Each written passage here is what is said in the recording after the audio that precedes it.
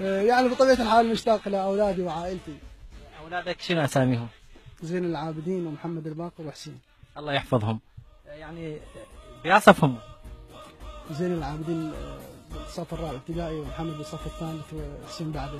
خير إن شاء الله. الوالد الوالدة طبعا إن شاء الله ذا طيبين. الحمد لله. أيوه كلهم مشتاقين. أيوه كلهم مشتاقين. مشتاق لهم هواي. كلش. تتمنى تشوفهم؟ أكيد. إن شاء الله إن شاء الله. شو وقت تنزل؟ بعد حسب العام. إن شاء الله إن شاء الله. شيخنا إحنا عندنا مفاجأة، بس أريدك مثلا يعني تتوقع شنو هاي المفاجأة؟ إحنا هو البرنامج اسمه فرحة مجاهد، يعني مفاجأة فرحة بالتأكيد إن شاء الله، الفرح على الجميع إن شاء الله.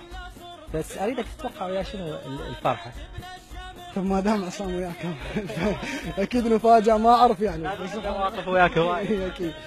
والله هي ان شاء الله هي جايتكم ان شاء الله بها كل الخير والبركة. الله يخليك. الله انه يعني المفاجآت ان شاء الله كلها مفرحة. اعتقد انه اكو شخص عزيز وياكم علي فجايبين لي اشوفه. حلو. توقع حلو. زين منو تتوقع مثلا؟ يعني واحد من العائلة. جيد جيد. زين ابقى وياي واريدك هسه تشوف شنو وراك.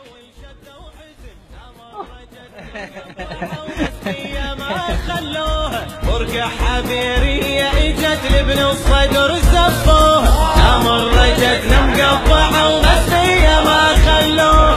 فرقة حبيرية اجت لابن الصدر زفوه، لا يا صدر الثورة ما ننطيها، لو للنصر لو للشهادة عليها، واليعترف ثورة صدرنا وخانة من ننتفض، والله نقص لسانه بثوب العرس، سامر رجت ويانا طش